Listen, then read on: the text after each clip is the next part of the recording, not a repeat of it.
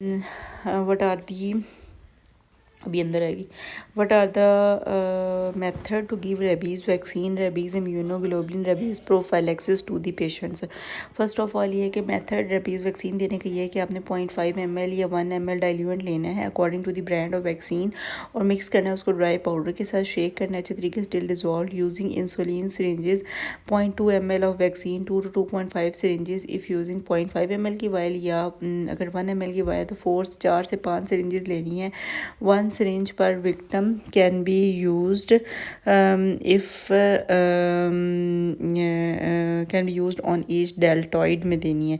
Tip को needle को insert करें, ऊपर की तरफ टिप होनी चाहिए और almost parallel to the skin surface of the upper arm होनी चाहिए और स्लोली इंजेक्ट करें वैक्सीन को into the upper most layer of the skin.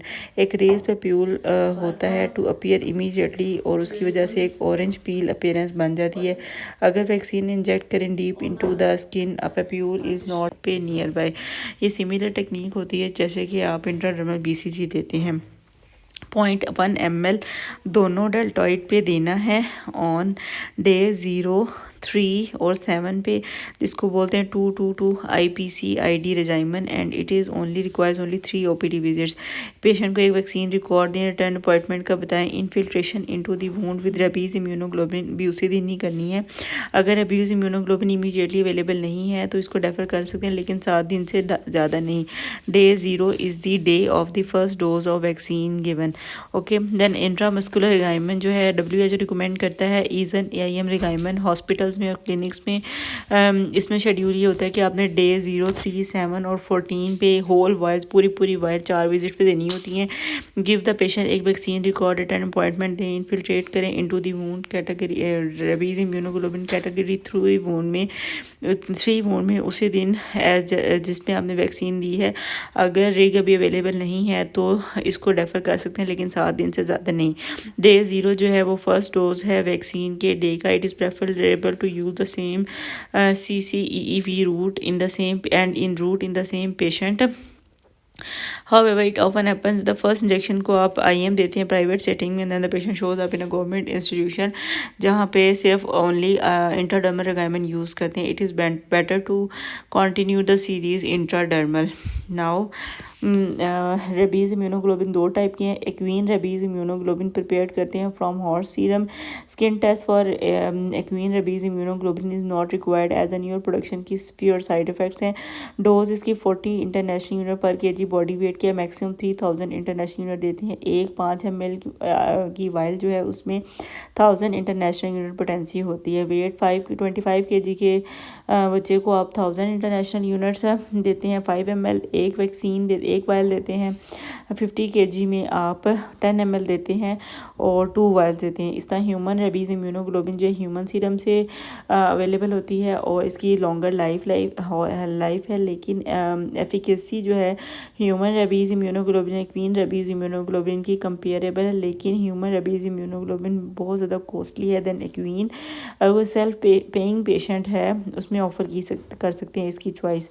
The dose of human rabies immunoglobulin में 20 इंटरनेशनल यूनिट पर kg बॉडी वेट के देते हैं. 2 ml की वाइल जो है उसमें ह्यूमन रेबीज़ इम्यूनोग्लोबिन में 300 इंटरनेशनल यूनिट होते हैं. 15 kg वेट में आप 2 ml की वाइल देते हैं 2 ml देते हैं जिसमें से एक वाइल बनती है इसमें. बूस्टर शेड्यूल और आफ्टर री एक्सपोयर विद इन 3 मंथ कोई पोस्ट एक्सपोयर प्रोफाइलैक्सिस की ज़रूरत नहीं होती, सिर्फ वूंड केयर करनी होती है. 3 महीने के बाद इंट्राडर्मल रिगाइमेंट अगर आप दे रहे हैं तो आपने 0.1 ml देना है ऑन 1 डेल्टॉइड, सिर्फ एक डेल्टॉइड में डे 0 पे, फिर डे 3 पे साथ वूंड केयर. अगर आप और आफ्टर 3 मंथ हम इंट्रामस्कुलर रिगाइमेंट अगर आप दे रहे हैं तो फुल वाइल आपने देनी है डे 0 पे, 3 पे प्लस वूंड केयर है. अदर प्रोफाइलैक्सिस के एनिमल बाइट के आपने ऑगमेंटन देनी होती है 3 से 5 दिन के लिए. अगर कैटेगरी 3 वूंड है for prevention of bacterial infection. Anti cat scratch अगर है तो आपने एंटीबायोटिक डॉक्सी भी दे सकते हैं और बच्चों में एजोमैक्स भी दे सकते हैं. टेटनस प्रोफाइलैक्सिस देते हैं to tetanus prone wounds. Post exposure prophylaxis counselling include follow up for subsequent doses for the complete course. Keep the wound clean and keep the RPC card safe and for future reference. A booster is advisable for vulnerable population हर 2 से 3 साल के बाद unless serology serology demonstrate करती है कि एक antibody adequate rabies virus antibody level है ऑफ एटलीस्ट 0.5 इंटरनेशनल यूनिट पर ml post rabies exposure prophylaxis schedule ये होता है कि इंट्राडर्मल 0.1 ml देना है on each deltoid on day 0 और 7 पे, और इंट्रा मस्कुलर जो है 1 फुल वायल देनी है into deltoid on day 0 and 7।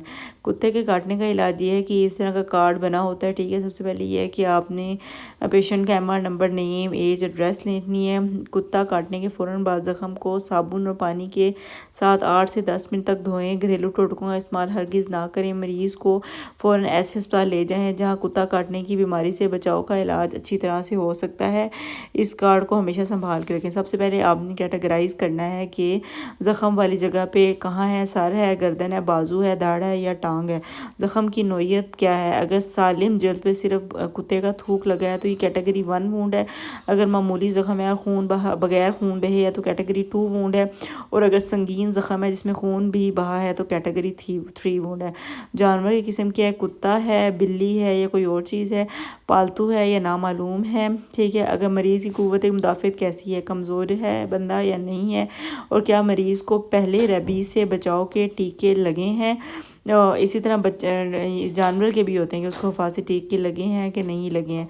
अगर मरीज़ को पहले रेबीज़ के बचाव के टीके लगे हैं तो 6 माह से कम में लगे हैं, 6 माह से ज़ायद लगे हैं, ठीक है। उसके बाद इसी तरह कैटेगरी 3 वूंड को आपने देखना है।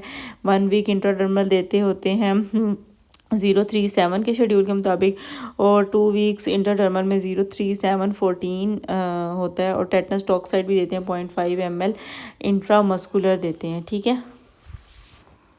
ये एक IPC-ID रिक्वायरमेंट की डोज दिखाई गई है कि किस तरह देते हैं। डे 0 पे आप वैक्सीन देते हो, सादा रेबीज़ इम्यूनोग्लोबिन देते हैं। 3 पे आपने 2 वायल्स देनी होती हैं और 1 to 2 वायल्स 3 विजिट्स देने होते हैं। 7 में भी आपने 2 वायल्स देनी होती हैं। इसको बोलते हैं 2.1 ml पर डेल्टॉइड आपने IPC-ID रिक्वायरमेंट देना होता है।